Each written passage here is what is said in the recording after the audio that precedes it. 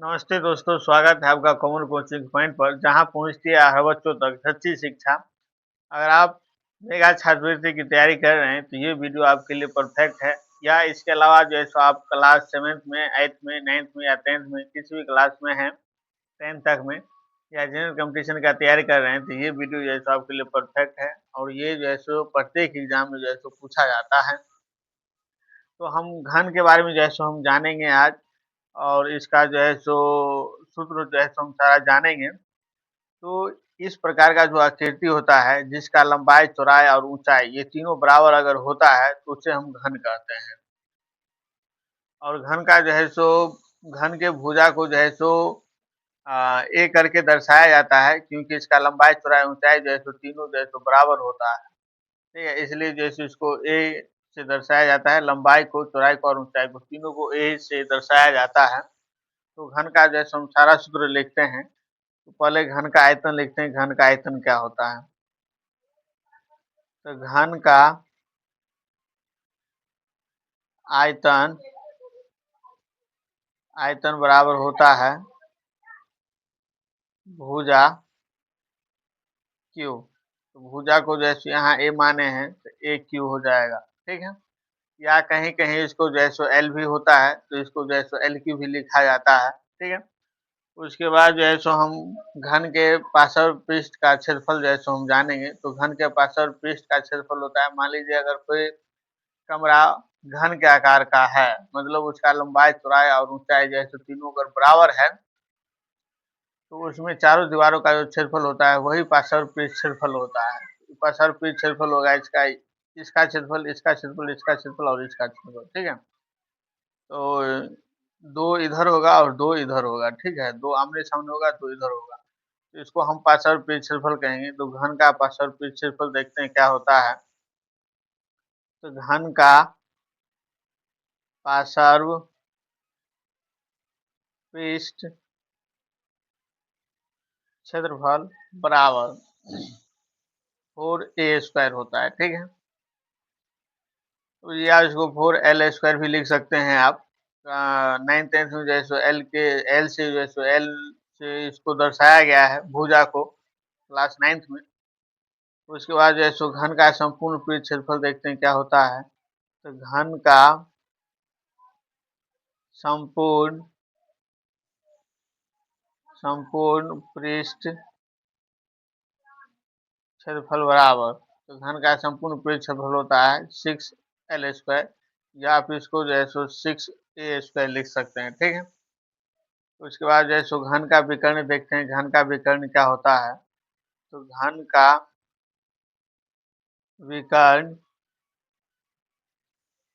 का विकर्ण बराबर होता है √3a, या √3l भी इसको लिख सकते हैं आप। उसके बाद जो है सो हम घनाभ के बारे में जानते हैं। तो इस प्रकार का अगर आकृति है किसी भी वस्तु का, तो उसको हम घनाभ की श्रेणी में रखते हैं। जैसे आप ईंट देखते हैं, या कोई बुक देखते हैं, या कोई कॉपी देखते हैं। और अधिकतर जो घर होता है वो घनाभ के आकार का ही जैसे बना होता है। तो घनाभ में जो ये जो दूरी है, इसको हम लंबाई कहते हैं, इसको चौड़ाई कहते हैं और इसको ऊंचाई कहते हैं। ठीक है, इसका एक एक सूत्र हम लिख लेते हैं। क्या सूत्र होता है? तो घनाभ का आयतन हम पहले लिखते हैं। तो घनाभ का आयतन बराबर होता है L गुने B गुने H। ठीक है, उसके बाद जो है सो घनाभ का पार्श्व पृष्ठ क्षेत्रफल बराबर घनाभ का पार्श्व पृष्ठ क्षेत्रफल होता है 2 × L + B गुने H। या आप इसको जो है सो इस प्रकार से भी लिख सकते हैं, कमरे के चारों दीवारों का क्षेत्रफल बराबर। तो कमरे के चारों दीवारों का जो है सो क्षेत्रफल होता है 2 × L + B गुने H। उसके बाद जो है सो घनाभ का संपूर्ण पृष्ठ क्षेत्रफल देखते हैं क्या होता है। तो घनाभ का संपूर्ण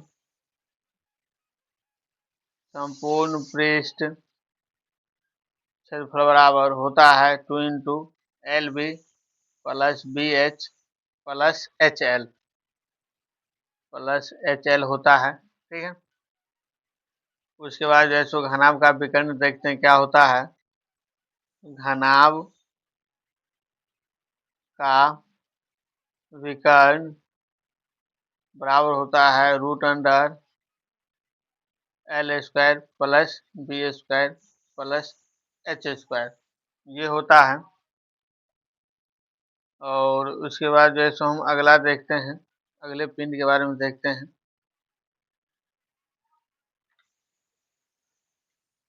तो आप इधर देख रहे हैं बेलन जो है सो यहाँ दिया गया है, और बेलन से पहले हम इसके बारे में जान लेते हैं, वृत्त के बारे में। तो इस टाइप का जो आकृति होता है, गोल जो होता है, इसको जो है सो हम वृत्त कहते हैं। यहाँ से यहाँ तक की जो दूरी होती है, इसको परिधि, इसको जो है सो व्यास कहा जाता है, यहाँ से यहाँ तक की दूरी को। और ये पूरा जो दूरी होता है, इसकी जो लंबाई इसको आप कह सकते हैं, इसको हम परिधि बोलते हैं। और यहाँ से यहाँ तक की दूरी को जो है सो हम व्यास बोलते हैं। और केंद्र से लेकर के परिधि तक की दूरी को जो है सो हम कहते हैं त्रिज्या। ठीक है, इसको त्रिज्या कहते हैं। और इसका कितना सूत्र होता है, ये सारा सूत्र जो है सो हम लिखते हैं। जैसे वृत्त का क्षेत्रफल होता है, वृत्त का क्षेत्रफल बराबर होता है πr²। ठीक है। उसके बाद जो है सो वृत्त की परिधि लिखते हैं। वृत्त की परिधि क्या होता है, तो वृत्त की परिधि बराबर होता है 2πr। ठीक है। इसके बाद जो है सो अर्धवृत्त का भी जो है सो हम लिख देते हैं। अगर ऊपर वाले भाग को अगर हम हटा देंगे और इतने भाग को रखेंगे, तो इसका जो है सो क्षेत्रफल क्या होगा। तो अर्ध वृत्त की परिधि, अर्धवृत्त की परिधि या परिमिति भी इसको कह सकते हैं आप। अर्धवृत्त की परिधि बराबर होता है πr प्लस 2r। ठीक है, ये होता है। उसके बाद अर्धवृत्त का जो है सो क्षेत्रफल लिखते हैं। अर्धवृत्त का क्षेत्रफल देखते हैं क्या होता है। अर्धवृत्त का क्षेत्रफल बराबर πr²/2 होता है। ठीक है, इतना सूत्र होता है। उसके बाद जो है सो आप इसमें वृत्त खंड का जो है सो क्षेत्रफल लिख देते हैं। वृत्त खंड का जो है सो क्षेत्रफल क्या होता है, तो वृत्त खंड का जो है सो क्षेत्रफल होता है, वृत्त खंड का क्षेत्रफल बराबर, तो वृत्त खंड का क्षेत्रफल होता है थीटा बट्टा 360 डिग्री गुने πr²। या आप इसको इस प्रकार से भी लिख सकते हैं, πr² बट्टा थीटा, π² इंटू थीटा बट्टा 360 डिग्री। ठीक है, ये भी होता है, ऐसे भी आप लिख सकते हैं। उसके बाद जो है सो ये गोला है, और इसके बारे में जो है सो हम जानते हैं। तो इसका जो है सो सूत्र हम लिखते हैं। तो गोला का जो है सो आयतन पहले लिखते हैं। गोला का आयतन बराबर, तो गोला का आयतन होता है 4/3 πr³। उसके बाद जो है सो गोला का जो है सो वक्र पृष्ठ जानते हैं। गोला का वक्र पृष्ठ बराबर, तो गोला का वक्र पृष्ठ होता है 4πr²। उसके बाद जो है सो गोला का संपूर्ण पृष्ठ जानते हैं। गोला का संपूर्ण पृष्ठ क्षेत्रफल बराबर 4πr²। ठीक है। उसके बाद जो है सो इसमें और अर्धगोला का हम लिख लेते हैं। अर्धगोला जो कटोरा टाइप का होता है, उसका सूत्र लिखते हैं। तो अर्धगोला का आयतन लिखते हैं। तो अर्धगोला का आयतन बराबर, अर्धगोला का आयतन होता है 2/3 πr³। उसके बाद जो है सो अर्धगोला का अर्धगोला का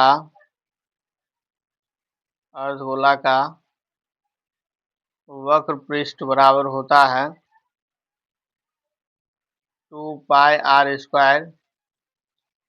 उसके बाद अर्धगोला का संपूर्ण पृष्ठ बराबर 3πr²।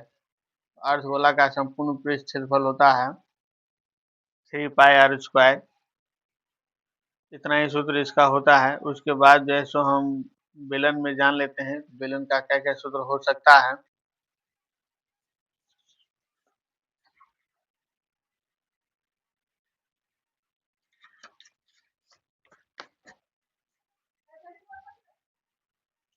ये बेलन है और यहाँ से यहाँ तक की जो ऊंचाई होती है इसको h कहा जाता है और यहाँ से यहाँ तक की दूरी को जो है सो त्रिज्या कहा जाता है। तो बेलन के आयतन के बारे में जानते हैं। बेलन का आयतन होता है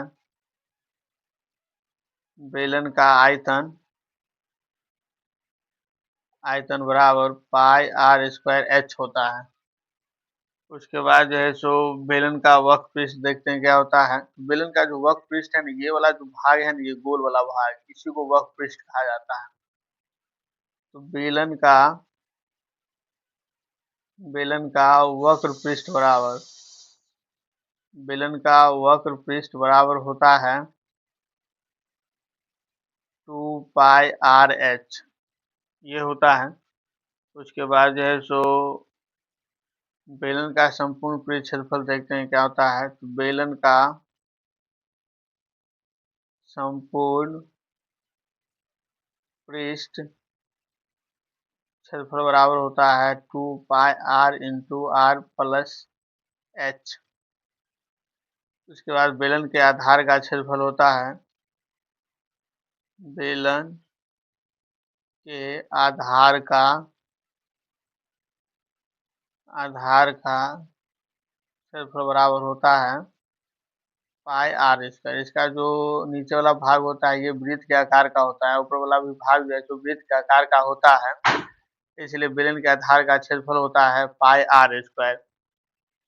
ये होता है। उसके बाद जो इतने ही सूत्र है बेलन में और इससे ज्यादा सूत्र नहीं है। और संपूर्ण पृष्ठ क्षेत्रफल जो होता है ये वक्र पृष्ठ और ये आधार का क्षेत्रफल दोनों जैसे जोड़ा जाता है नीचे वाला भी और ऊपर वाला भी। तो इसका जो है सो 2πr×r+h होता है। ठीक है। इसके बाद जैसे हम शंकु के बारे में जानते हैं तो ये जो लंबाई है इसको L बोलते हैं और यहाँ से यहाँ तक की जो लंबाई होता है इसको जो है सो h बोला जाता है और यहाँ से यहाँ तक की दूरी को जो है सो r बोला जाता है। तो इसमें देखते हैं कौन कौन सा सूत्र हो सकता है। तो सबसे पहले शंकु का आयतन लिखते हैं। शंकु का आयतन क्या होता है। तो शंकु का आयतन बराबर होता है 1/3πr²h। उसके बाद जैसे शंकु का वक्र पृष्ठ देखते हैं क्या होता है। तो शंकु का वक्र पृष्ठ बराबर होता है πrl। उसके बाद जैसे शंकु का संपूर्ण पृष्ठ क्षेत्रफल देखते हैं क्या होता है। तो शंकु का संपूर्ण पृष्ठ क्षेत्रफल बराबर होता है πr×r+h। ठीक है। तो πr×r+h नहीं होता πr×r+l होता है। ठीक है। πr×r+l होता है। ठीक है। तो इसका जो वक्र पृष्ठ है और ये आधार का जो क्षेत्रफल है ये दोनों को जोड़ करके जो क्षेत्रफल निकलता है उसी को संपूर्ण पृष्ठ क्षेत्रफल कहा जाता है। उसके बाद जैसे इसमें एल एच और आर में कुछ संबंध होता है तो उस संबंधों को हम जान लेते हैं क्या संबंध होता है। तो एल बराबर होता है √√r² + उसके बाद जैसे एच बराबर सूत्र होता है √l² - r²। उसके बाद आर बराबर सूत्र होता है root under L square minus H square. ये इसका जो है सो संबंध है, और इसका जो है सो परिचय जो है सो हम 2 वीडियो में पूरा कवर कर दिए हैं। और अगला वीडियो जो आएगा, इसके जो है सो क्वेश्चन आंसर का जो है सो अगला वीडियो आएगा, और इसमें आप देख सकते हैं कि इसमें कितना क्वेश्चन आंसर है। इसमें जो है सो टोटल 52 जो है सो क्वेश्चन आंसर है, और 52 को जो है सो हम हल करेंगे। इसको 2-3 पार्ट में जो है सो हम हल करेंगे। अगर आपको वीडियो पसंद आया हो तो लाइक, शेयर और सब्सक्राइब जरूर कीजिएगा, क्योंकि आपके एक लाइक और शेयर और कमेंट से जो है सो हम बहुत ज़्यादा मोटिवेट होते हैं, और अगले वीडियो बनाने के लिए जो है सो हम तैयार होते हैं। मुझे बहुत ज़्यादा एनर्जी मिलता है एक लाइक और एक सब्सक्राइब से। तो सीखते रहिए, बढ़ते रहिए, मिलते हैं अगले वीडियो में शिव कॉमन कोचिंग पॉइंट पर। Thank you.